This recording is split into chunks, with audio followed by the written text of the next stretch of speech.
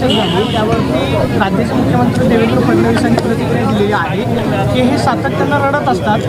महानगरपालिकेमध्ये स्थानिक स्वराज्य संस्थांमध्ये महायुती येईल, पुढच्या काळामध्ये त्यांना काही कागद दाखवायला होतं. बघा हे आम्ही आधी सांगितलं होतं विजय महायुतीचा होणार आहे, पण कोणाकडे काय विषय घेऊन जावे हे कळत नाही. आणि काल शरद पवार गैरहजर राहिले त्यामुळे पवार साहेबांना माहिती होती की याचं काय होणार नाही, ते राजकीय उपचार आहे. हे बघा ही लोकशाही आहे, प्रत्येकाला बोलायचा अधिकार आहे. आता तुम्हालाच सांगते पुढचा स्टोरी. काल तुमच्याच सगळ्या चॅनलचे लोक जी उदाहरणं काल महाविकास आघाडीच्या ज्या प्रेस कॉन्फरन्समध्ये दिली, तुमचेच संध्याकाळी चॅनल त्या घरी गेले. ते तुमच्या चॅनलवर दाखवण्यात आलं की अनेक ठिकाणी तो पत्ताच नव्हता, त्या घरामध्ये लोकच नव्हती आणि ती जी काही नावं होती ती जागेवर नव्हती, ते लोक नव्हते, पत्ते नव्हते. हे मी म्हणत नाही आहे, हा डेटा व्हेरीफाय झालेला आहे तुमच्या चॅनल्सवर. म्हणजे आम्ही जर कागदपत्र दाखवली तरी तुम्ही जाऊन व्हेरीफाय केलंच नाही, याचा अर्थ मतदार यादीमध्ये घोळ आहे का? तर आहे. हा फक्त आमचा आरोप नाही आहे, डेटा ड्रिव्हन गोष्ट आहे. आता त्यांना जर वास्तवतेत नाहीच जगायचं तर आता याचं आपण काही करू शकत नाही. आणि शेवटी एका सशक्त लोकशाहीमध्ये प्रत्येकाला बोलायचा अधिकार आहे. काही पण तुम्ही आता चिंता व्यक्त केली जाते, भांडणं होतात, जोश होते, आता दिवाळी पण येते, परत अनेक निवडणुका येत आहेत आणि वेगवेगळ्या शहरात असं काही वातावरण तयार केले जाते. हे कोण करते नेमकं? तुम्ही बघताय ना कोण करतंय. बोलणारे कोण आहेत तुमचंच चॅनल दाखवतं. त्याच्यामुळे बोलणारे कोण आहेत किंवा त्यांना खत पाणी घालणारं कोण आहे हे किंवा कुठल्या विचारात ते काम करतात हे तुमच्याच चॅनलवरनं रोज आम्हाला कळतं ना. आता आम्हाला कसं कळणार अहिल्यानगरमध्ये कोण काय बोलले? ते तुम्ही दाखवता म्हणून आम्हाला कळलं. पण सत्ताधारी पक्षातलेच ते आमदार आहेत, त्यांच्याच पक्षाने त्यांना नोटीस दिलेली आहे. याचा अर्थ अजित पवारांचे आमदार सुद्धा त्यांचं ऐकत नाहीत असा होतो का? ते नाही मला सांगू शकणार. त्याचं उत्तर ते असतात पुण्यात खूप वेळा, तुम्ही त्यांना विचारा ना. पण हे दुर्दैव आहे की सातत्याने मला फक्त इलेक्शन्स येतील पण जातील, पण एकदा ही जी अंतर आहे किंवा ही कटुता जर वाढली तर ती कुठल्याही समाजाच्या हिताची नाही.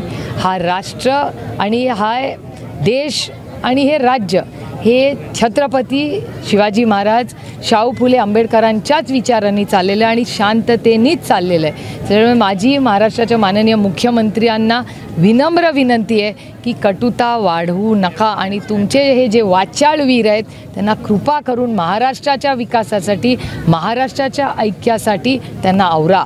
अहिल्यानगरमध्ये काही दुकानावर भगवे झेंडे लावण्यात आलेत आणि अहिल्यानगर हिंदूमय झाले अशा प्रकारचे संदेश लिहिलेले आहेत. तुम्ही एकीकडे आव्हान करताय, मात्र राज्य सरकारची जबाबदारी नाही का? हो, माननीय मुख्यमंत्री 11:30ला पुण्यात आहेत. हा प्रश्न त्यांना विचारा, कारण का ते राज्याचे मायबाप आहेत ना, मुख्यमंत्री आहेत राज्याचे, त्यांच्यामुळे नैतिकतेने त्यांची जबाबदारी आहे हे सगळं उत्तरं द्यायची. राज्यपाल नियुक्त जे आमदार आहेत ते 5 आमदारांची अजूनही नियुक्ती झाली नाही आहे. जे आमदारांचे झाले त्यांना 1 वर्ष पूर्ण झालेलं आहे. दिरंगाई होते, अजून सरकार गांभीर्याने बघत नाही ते सगळं नाही. ते असं गांभीर्यात दुर्दैव आहे की ते शेतकऱ्यांच्या आत्महत्या होत आहेत, सरसकट कर्जमाफी करू त्याच्यात एवढी दिरंगाई होते. अजूनही सगळीकडे मी सातत्याने विनंती करते महाराष्ट्र सरकारला, एवढं नुकसान झाले, सरसकट कर्जमाफी करा, कशाला कागदपत्रात अडकवता. तसंच त्या शिवभोजन थाळीची परिस्थिती तीच आहे, शिक्षकांची तीच आहे. परवा STचे लोक जेव्हा रस्त्यावर उतरले, आंदोलन करणार म्हटल्यावर सरकारला जाग आली. त्याच्यामुळे आंदोलन केल्याशिवाय या सरकारकडून न्याय मिळणार नाही किंवा दुर्दैव आहे. पण सातत्याने ज्या पद्धतीने आत्महत्या या राज्यात वाढत आहेत हे सरकारचं अपयश आहे. ताई, तुम्ही आत्महत्येचा उल्लेख केला. हरियाणातलं IPS ऑफिसरने आत्महत्या केली, का तर केवळ तो दलित आहे म्हणून त्याला टॉर्चर केलं. त्याला राहुल गांधी पण भेटले त्यांच्या परिवाराला. काय माहिती घेतली तुम्ही? काय हे सगळं प्रकरण आहे? जर IPS सुसाईड करत असतील तर हे भयंकर आहे. नाही, चिंताजनक आहेच अर्थात. आणि मला असं वाटतं याची पारदर्शकपणे इन्क्वायरी झाली पाहिजे. आणि जेव्हा पार्लमेंट आता नोव्हेंबरमध्ये सुरू होईल तेव्हा हे पुण्याचं जे पासपोर्टचं मोठं प्रकरण झालं आहे, ड्रग रॅकेटचं, ते आणि ह्या प्रकरणाबद्दल आम्ही केंद्र सरकारमध्ये डिस्कशन मागणार आहोत आणि ह्या मुद्द्यावर केंद्र सरकारने लक्ष घालावं अशी आमची मागणी असते. दुष्काळ संदर्भात अजून निधी शेतकऱ्यांना मिळाला नाहीये, मोठी घोषणा केली होती, अपयशी ठरले का सरकार? नाही, हेच तर मी सांगते की सरसकट कर्जमाफी आम्ही करू असं इलेक्शनच्या आधी म्हणले होते आम्ही सातत्याने मागणी करतोय की सरसकट कसले पंचनामे आणि काय. तुमच्या चॅनलचा एक व्हिडिओ बघितला तर त्यांना कळेल सरसकटच जे काय आहे ते नुकसान आहे. त्याच्यामुळे हे सरकार दिवाळी गोड करणार होतं. अजून तरी पैसे आलेले मी ऐकलेलं आहे. असली गोडी काळी दिवाळी आहे. दुर्दैव आहे हे बोलावं लागतं आहे. सहकार मंत्री म्हणतात की यांना हे लागली नाद लागलाय कर्जमाफी. याचा मी जाहीर निषेध करते आणि मला वाटतं त्यांनी त्यांचा पालकमंत्री पण बदलून घेतलेलं आहे. मला वाटतं निवडणुकीच्या पार्श्वभूमीवर भाजपने त्यांच्या मंत्र्यांना कामाकडे लक्ष द्या, कामाचं मूल्यांकन करा असं वेळ आणली असं वाटतं. तो त्यांचा अंतर्गत प्रश्न आहे तर एक. आणि भाजपमध्ये स्वतःचे किती, बाहेरचे किती, काँग्रेस आणि राष्ट्रवादीचे किती, ह्याचंच पहिलं सेग्रिगेशन करा. मी जेव्हा जाते कधी, मी फार कमी जाते महाराष्ट्राच्या असेंब्लीमध्ये, पण असेंब्लीमध्ये गेलं आणि बॅल्कनीतून बघितलं तर वाटतं अरे हे तर भारतीय जनता पक्षाचे ओरिजिनल, ज्यांनी संघर्ष केला, तो विचार मांडला, सतरंज्या उचलल्या, ते भारतीय जनता पक्षातले खरे कार्यकर्ते, निष्ठावान कार्यकर्ते, त्या विचाराची निष्ठा असलेले कार्यकर्ते, सहकारी नेते हे दिसतच नाहीत. आता बाहेरचेच सगळे दिसतात तिथे आलेले नवीन. ताई, तुम्ही एक ट्विट केलंय दिवाळी सोबत करणार नाहीये. खरं तर भावनिक साध आहे ही. एक मिनिट सागरदा, भावनिक साध आहे ही की म्हणजे तुम्ही जो काही दुःखाचा डोंगर पवार परिवारावर कोसळला होता, दादा पण म्हणाले की त्यामुळे करणार नाहीत, पण आता पवार कुटुंब एकत्रित पण येणार नाही दिवाळी सणानिमित्त की करणारच नाही सर?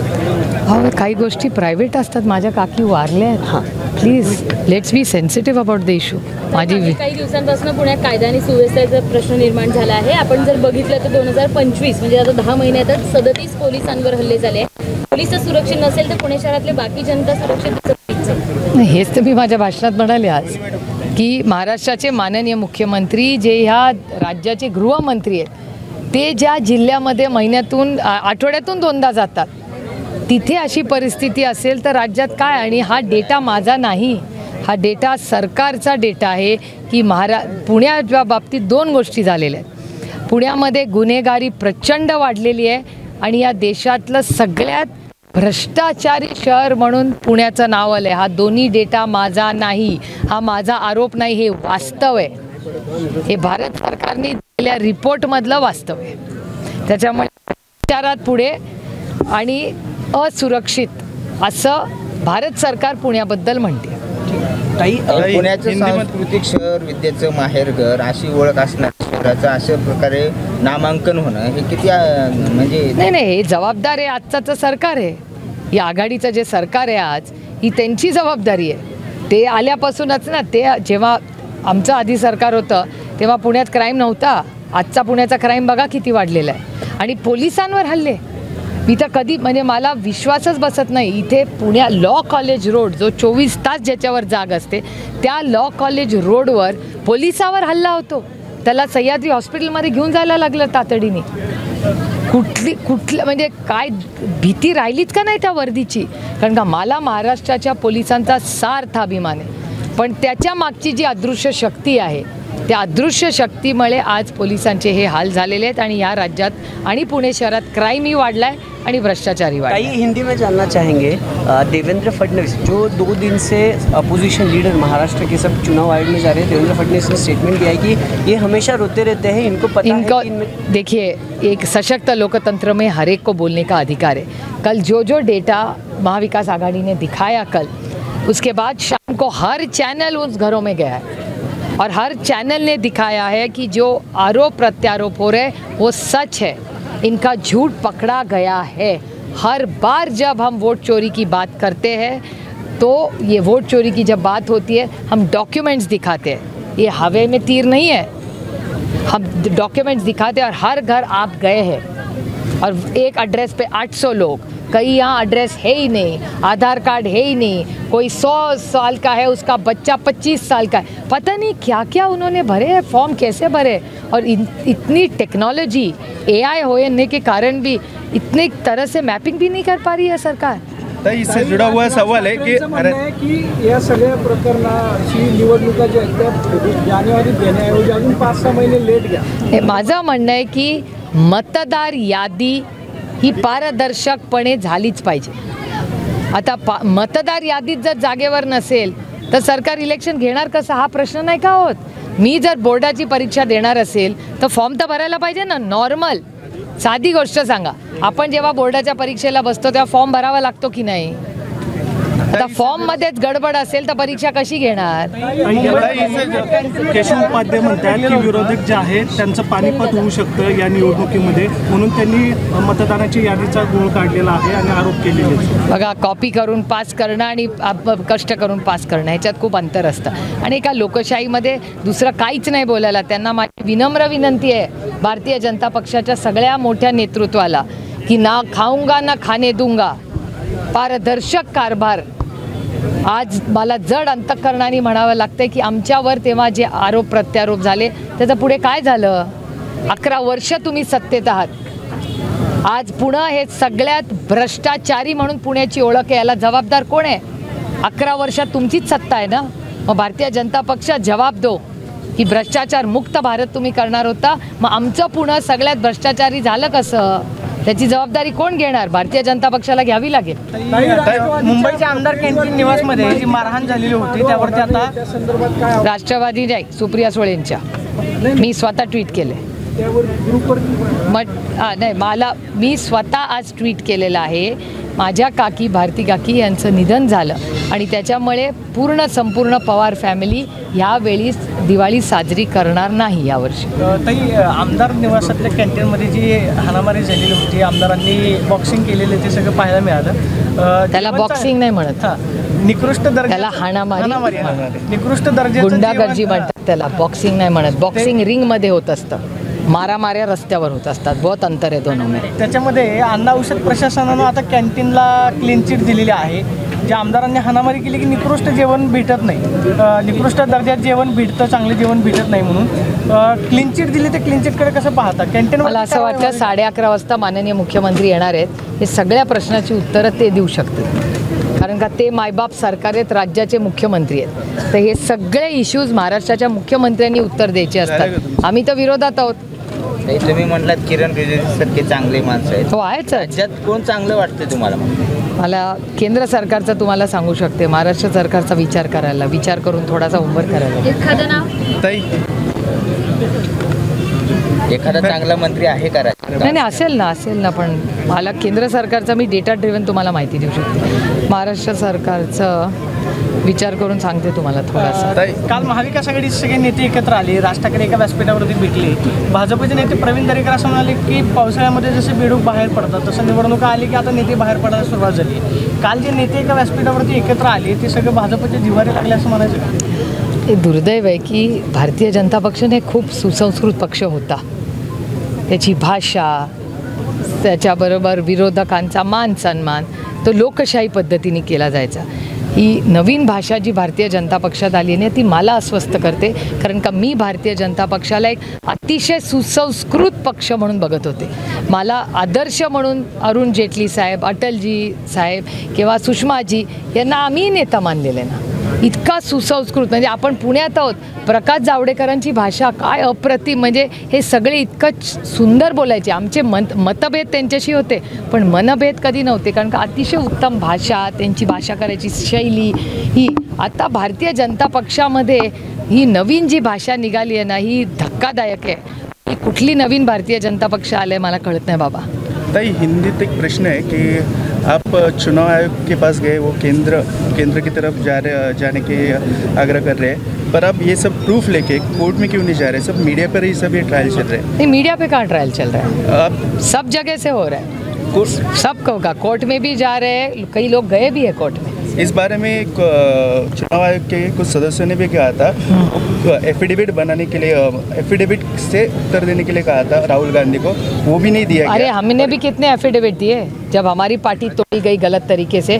हमने तो करोड़ों एफिडेविट दिए, हमारी कहाँ न्याय मिला हमें. उसके बाद हम कोर्ट में अभी लड़ाई है, तारीख पे तारीख चल रही है कोर्ट में, कहाँ कुछ हुआ है. हमारी तो लड़ाई चल रही है अभी, हमारी भी चल रही है और शिवसेना की भी चल रही है. हमने एफिडेविट भी दिए, इलेक्शन कमीशन भी गए, कोर्ट भी गए, तारीख पे तारीख चले जा रही है.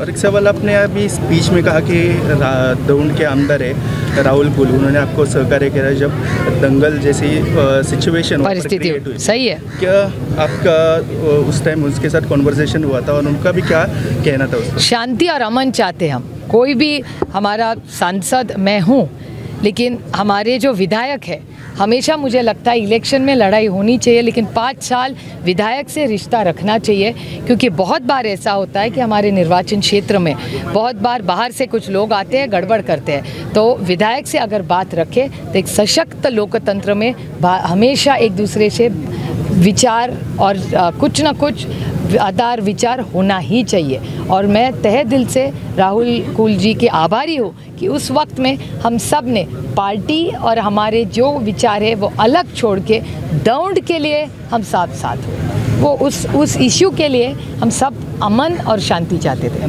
An IPS officer is conducting a suicide.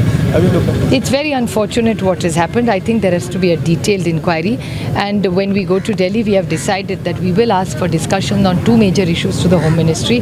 One is going to be the suicide in Haryana, and second is this big criminal issue which has happened in Pune, where a big drug racketeer has made a fake passport and has fled from India. I think it's a very, very serious issue. It's an issue of national security. So I think these are 2 major issues that we will ask the Honorable Home Minister of India to intervene in.